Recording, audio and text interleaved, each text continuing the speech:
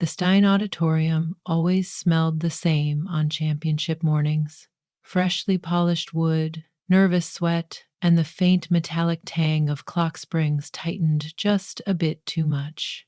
Yet, to Grandmaster Ivina Volkova, the scent that cut through it all was bergamot and cedar, cologne so subtle it seemed woven into the hush of spectators shuffling to their seats.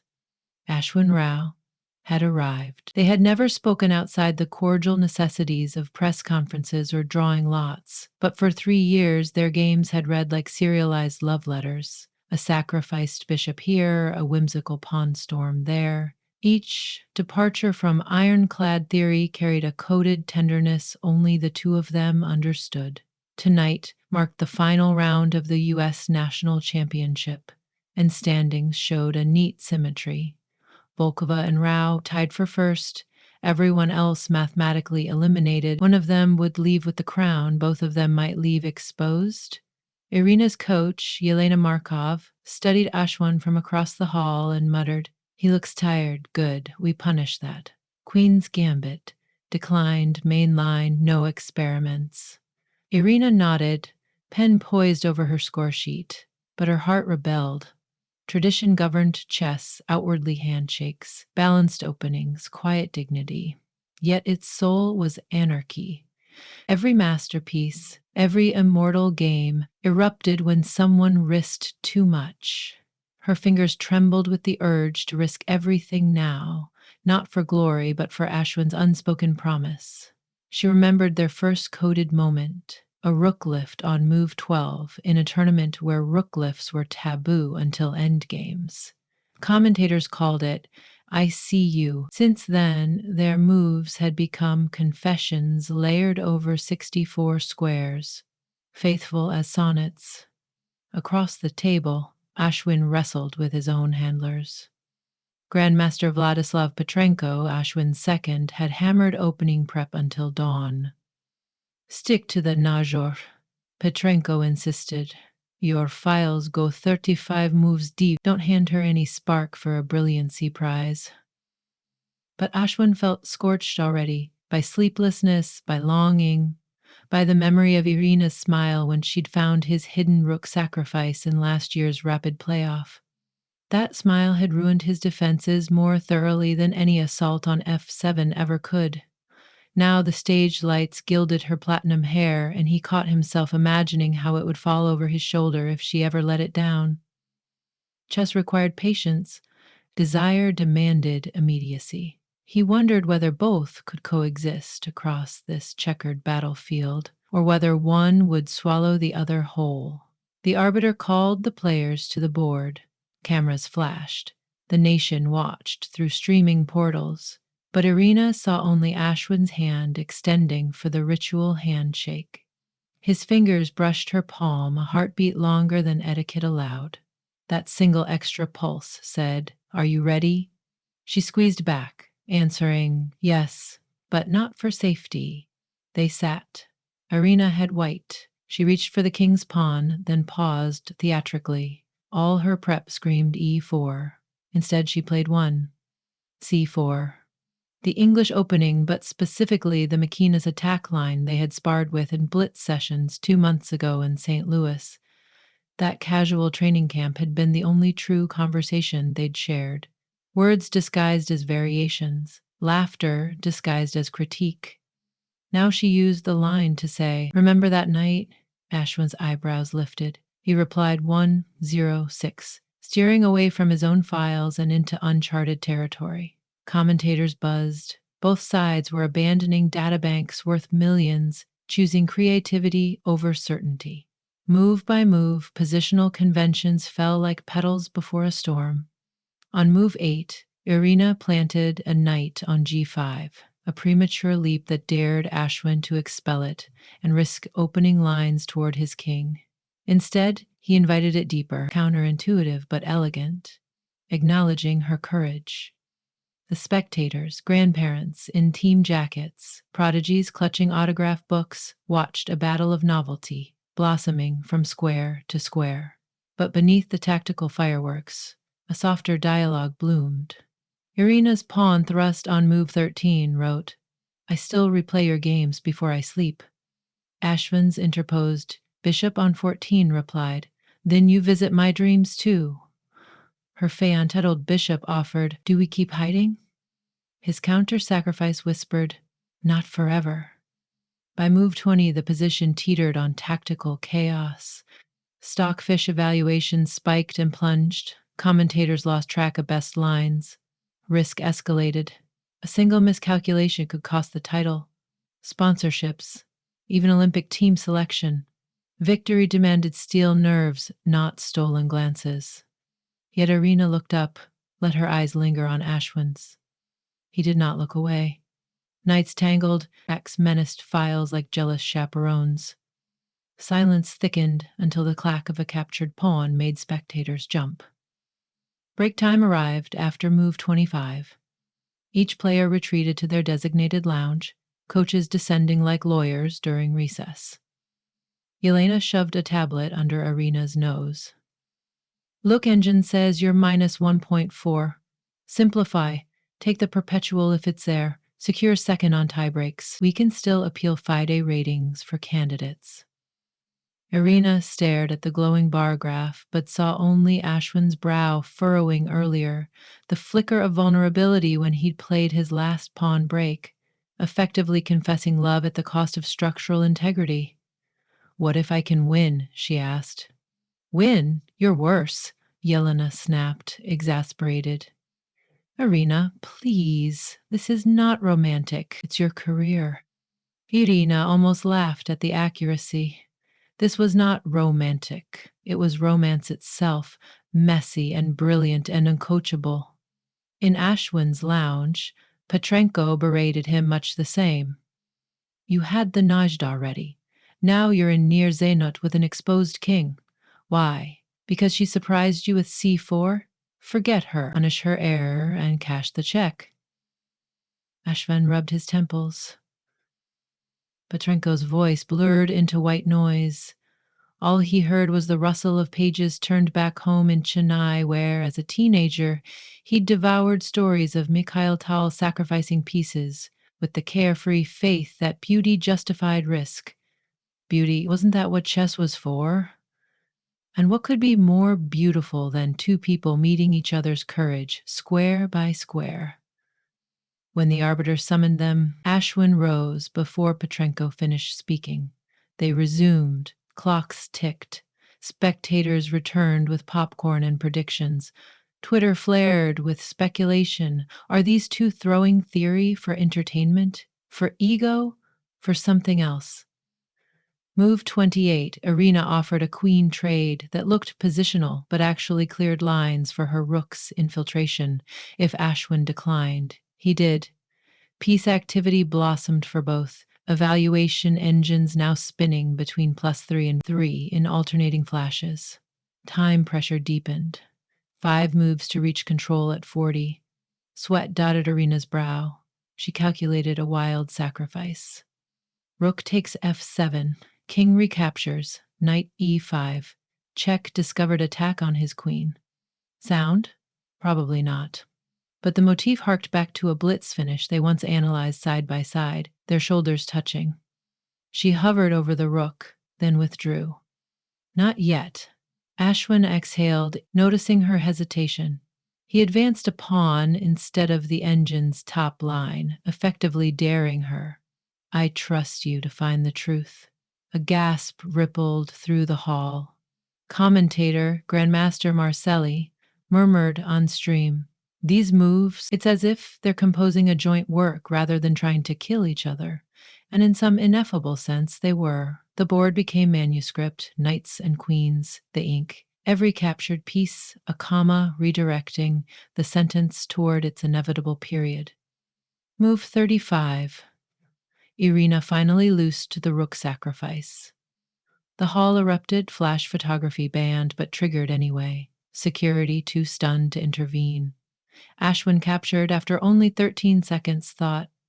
Objectively wrong, the engine screamed. His king stood in mortal peril. He looked up, and within his soft smile Irina read the sweetest line of their hidden poem. I would rather fall to you than stand safe against anyone else. The arbiter scowled, sensing drama beyond sport. Reporters smelled scandal. Allegations of prearranged results could end careers. Yet the moves on the board, though romantic, were anything but staged. They were too chaotic to alive. Irina's follow-up night check forced Ashwin's king toward the center. Sweeping tactics materialized, but so did counter-threats. Suddenly Irina realized she had miscounted. There was a resource she'd overlooked. Ashwin could interpose his bishop, trade queens, and flick in a skewer, leaving her down material. With attack extinguished, the title would tumble from her grasp. She felt her pulse hammering. Had she squandered both their dreams in one flourish? She stared at the squares, searching for redemption, and noticed a quiet alternative. Instead of recapturing his queen, she could push a pawn, an innocuous creep that unveiled a deadly mating net 3 moves later. It was the sort of line you only saw when looking with your heart as much as your head. She played it. Ashwin blinked. His hand moved to the bishop, then hesitated. He saw the trap. Survival required a grim queen retreat. Passive, ugly, but adequate. Make that move and he'd still be up a piece. Championship practically assured. He glanced at Irina. In her eyes shimmered both apology and invitation. To retreat meant stomping on this fragile, wordless gift they had built across 5 hours and 3 years.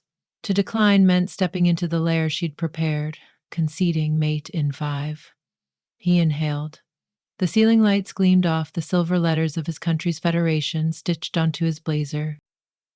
Ashwin lowered his hand, chose a different square, one that sealed his fate but finished their story in perfect meter. Gasps again. The mating net snapped. Spectators rose, thunderous. Cameras clicked like cicadas. Checkmate on move 41. Irina's flag had 9 seconds left. Ashwin's 7. They sat immobile amid the storm, only their chests rising and falling in synchrony. The arbiter stepped forward, declared, "White wins." The title was hers. She barely heard. Ashwin extended his hand. She took it, both standing slowly as chairs scraped. Instead of the perfunctory shake, Ashwin lifted her fingers to his lips. Not dramatic enough to disgrace, but intimate enough to fan gossip into conflagration. Flashbulbs erupted. Yelena charged forward. "Irina, a journalist, don't!" Irina shot her a look that froze words midair. She turned to Ashwin. "Walk with me." They exited through a side corridor, security trailing. Whispers ricocheted off cinderblock walls. Collusion. Throne game. Romance. Scandal. Irina pictured headlines: Queen of Hearts checkmates, championship, ethics committee investigates. She should have been terrified, yet relief flooded her veins. The secret was finally louder than the silence. They found an unused commentary booth overlooking the empty practice hall. Boards lay abandoned, pieces mid-analyzed like soldiers sleeping where they fell. Ashwin closed the door, and the noisy world muffled into distant hum. "I misplayed the rucksack," Irina blurted, half laughing, half crying. "If you'd retreated your queen—" "I know," he said, "but your pawn push was beautiful. They'll study that for years." "Will they?" She brushed tears away. "Or will they study the scandal we've created?" Ashwin shrugged, a wry smile bending his lips. "Scandals fade. Games persist. So do feelings if we let them." He stepped closer. She felt his warmth, that bergamot and cedar. "Irina," he whispered, "I've loved you from the first game we played. I thought winning this title would be everything. Then you sacrificed that rook, and I understood. The real championship is daring to love without analysis paralysis." She laughed, a sound he'd only ever heard in echoed fragments during postmortems. "I always said you were a positional player trapped in a romantic's body." "Guilty," he admitted. Silence settled, comfortable this time. Irina leaned her forehead against his. "What now?" Ashwin considered. "Now we answer interviews. They'll grill us. We tell the truth, that we fought hard, that beauty mattered more than Elo today. Ethics committees can examine every move. They'll see no forced collusion, only risky play. And if they still punish us, then we find tournaments that welcome us both. Maybe we switch federations, start over. Chess is global, love is portable. Irina smiled, tasting both terror and freedom. What about your sponsorships? My federation stipend? We could lose everything. Ashwin cupped her cheek. Not everything. Look around. These boards, these pieces, they'll wait for us. And if we're shunned, we'll stream Blitz online under pseudonyms, travel the open circuit, teach kids in schools that the heart can calculate too. A knock interrupted. The arbiter, flanked by officials, faces stern. Grandmasters, the press conference begins in 10 minutes. His tone implied additional conversations about sportsmanship and potential disciplinary reviews. Irina straightened, easing away but threading her fingers through Ashwin's. They walked out together. Rumor buzzed louder now. Camera crews tracked their interlaced hands like hawks. Yelena looked stricken, Petrenko enraged. But neither coach spoke. Shock gummed their tongues. At the dais, journalists unleashed volleys.